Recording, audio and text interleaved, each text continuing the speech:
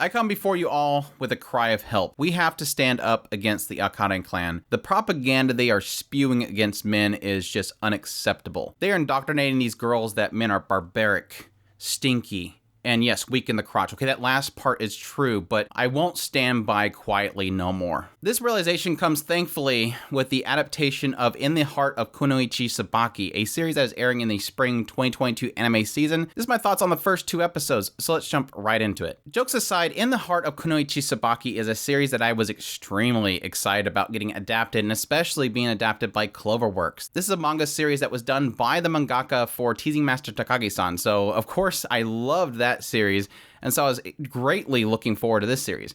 I dabbled a little bit into the manga itself. I wasn't really sold on it, but I really love the character designs, and I'm really glad to see that at least the character designer of the actual animated series, and yes, again, Cloverworks, is doing some insane and beautiful stuff with the series. I covered a little bit in my joke intro, if it's a joke, but the story centers around the Akane clan, this all-girls ninja clan that has this rule that they're not allowed to see or go near men. And again, a lot of that kind of spurs this idea that men are barbaric and stupid and you should stay away from them and they stink and they're terrible beings that you should never go near. And in this Akane clan, they have all these girls that are being trained, and each one of them kind of put into teams. And a lot of our focus is on Team Inu, or Team Dog, which follows Tsubaki and her 2 partners, Asago and Sazanka. And something that's established really quickly is that Tsubaki is kind of the top of her class. She's got a lot of promise around her. She's very skilled. She's very reliable. The teachers really do see a lot of promise in her. But unfortunately,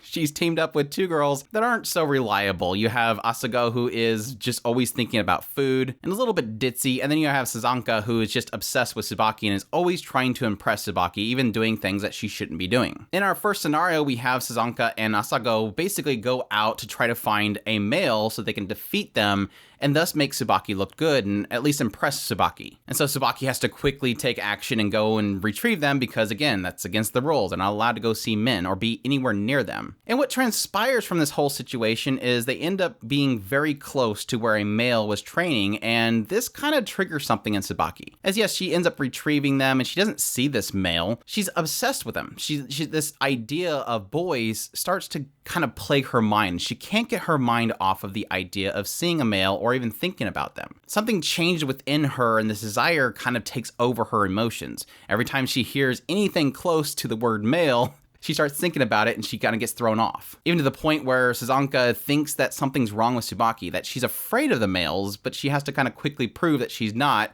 She just there's something going on. This carries over in the second episode as they kind of start focusing on different groups within the actual Akane clan. You have Team Sheep, who their star member is Benissimo, and she's another one kind of like Tsubaki, that she's very promising, she's very skilled. There's a little misconception about the idea that she always wants to give off a persona that she's lazy and that she just takes it easy, but Tsubaki and at least their master know that she's a hard worker. Additionally, there's another group, which is Team Monkey, which seems to be more focused on healing. It seems like each of these teams has like about 3 members, but there seems to be some hints that certain teams are more focused on certain things. So again, Team Monkey is, again, more focused towards healing arts. So my thoughts on In the Heart of Kunoichi Tsubaki. I absolutely adore this show so far. Now, I will put in here that I don't think this is going to be a show for everybody, because I think a lot of the focus of this show so far anyways is around very cute character designs, cute characters, and incredible action, incredible animation. Cloverworks, again, is putting an insane amount of polish in this series, and I think it shows because you have some really fantastic character designs, which, yes, some people argue is the forehead design. It's pretty much the trademark of this mangaka. They love very large foreheads for these characters. But I think the hesitation that'll be put into a lot of people is that there's nothing really insane happening so far in the first 2 episodes. Again, we've introduced the idea that Tsubaki is starting to get very obsessive and can't get her mind off of the idea of seeing men, even though it's forbidden within this clan. And a lot of introductions, because there's a lot of characters here, and so I think a lot of people will give pause to the series because with so many characters, it doesn't feel like there's a lot of focus on something. It seems to be more very segmented stories within these first 2 episodes, probably about 5 different stories that are mostly centered around either Tsubaki being kind of not being able to get her mind off of men, Sazanka's obsession with Tsubaki, that she looks up to her so much that she's almost in love with her, a little bit of insight into Team Monkey, again, who is the healer group, and one of their members' obsession with taking over the Team Inu name rather than being monkey. And then again, like I said before, around Team Sheep and their chemistry. And I think what we've kind of found with Team Sheep's story is that there's a possibility that going forward, we'll kind of take turns looking at each team and what kind of makes them tick. Again, around Team Sheep, there's a lot of emphasis on Benissimo wanting to give this perspective that she's laid back and that she doesn't really try hard and she's just a genius. And what effect that has on Tawada, one of her members, and how she kind of hopes that Benissimo would take it more serious, that she has potential to be really great, but she feels like she's not trying hard enough. And then yes, their other member who's just kind of just a bookworm that's very good at laying traps. But again, I think the promise that comes out of Benissimo's story is the ability for them to kind of focus on certain characters. Because again, this is a very, very large cast of characters. I'm probably thinking 30 plus girls. But having them in a team, they were able to kind of focus on these 3 characters and really flesh them out in a way that was very satisfying. And again, they're characters that are very fun and they have great chemistry amongst them. And that's not to take away from the main team, which is Team Dog, and obviously the main character, Tsubaki. I think she is already kind of established as being a character that has a lot of weight on her shoulders. She's looked up upon. Everybody thinks that she's very reliable and very skilled, and so she has these expectations placed upon her. So when she is struggling with thinking about men, she's devastated because she doesn't want to look like she's weak, and she doesn't want to look like she's unreliable in any way, shape, or form. The comedy in the series has been pretty solid so far. I don't think any moments really had me laughing out loud, but there's been a lot of really funny moments, like having Asuko basically have to cover for Sazanka as she sneaks out of class, and so she has to fake that she's in the restroom for a long time.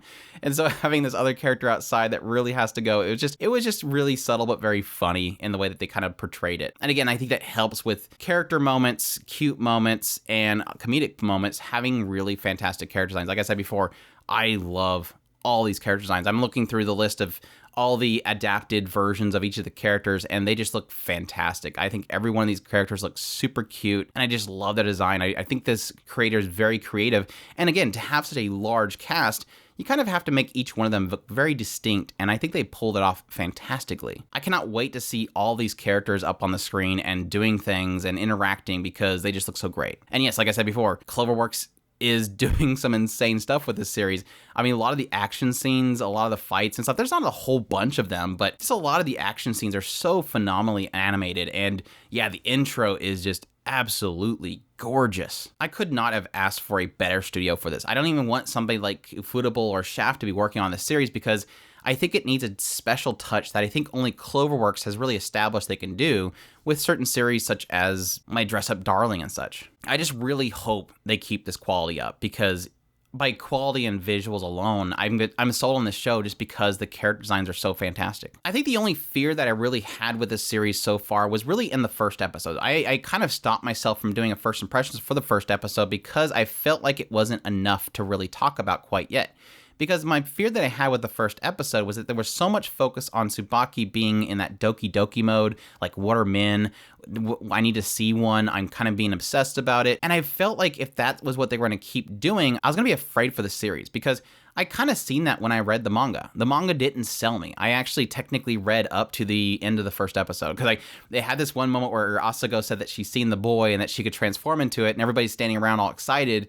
And then we come to find out, oh yeah, that's right. Asuko technically is not very good at transformation. So that was as much as I had read in the manga. And again, like I said, I wasn't sold on it. Like I didn't think this was going to be a great series. But again, like I said, I think the second episode sold me. I definitely recommend anybody, if you watch the first episode and you weren't sold on the series, at least watch the second episode because I think that's where you're going to start seeing these character moments that I think are going to be the central focus of the series going forward. So definitely, if you're looking for cute girls doing cute things, look no further. This is the most cutest characters you can possibly find. And again, an amazing studio that's doing some fantastic work on it. If you're looking for some deep storyline, I don't think you're really going to find that here. Like I said, I think the driving force here is going to be cute characters doing cute things, character moments. I think this is going to be character moments through and through. If anything's going to sell this overall story, it's going to have to be character moments. Because again, like I said, Benissimo has already hit it. Sazanka with Tsubaki's already hitting it. And I'm really looking forward to seeing more of them. It's just a bunch of dorky kids with misconceptions about the world outside and really that kind of idea of being isolated, not really knowing normalities of the outside world. And I think they're going to start discovering that kind of stuff. I think that's going to be the crux of everything. But we'll see where it goes from here. I'm definitely looking forward to more. I cannot get enough of these character designs and the fantastic artwork that's in this show. If any of this sounded interesting, you definitely check out the series. Let me know what you thought about it in the comments down below. Or if you're not going to be checking out for whatever reason, let me know. If you like this video, make sure to hit that like button down below. It definitely helps us out. Additionally, if you want to support us more, we have a Patreon account, tips link, and a merch site if you want to support us. We definitely appreciate everybody that does. And also, if you have not already, make sure to subscribe to the channel so you get all my first impressions. I'll be doing first impressions of all the shows this season, as well as doing episode by episode impressions of certain shows. I also do news covers, top lists. If it's anime, it's here. But I thank you all for watching, and y'all take care.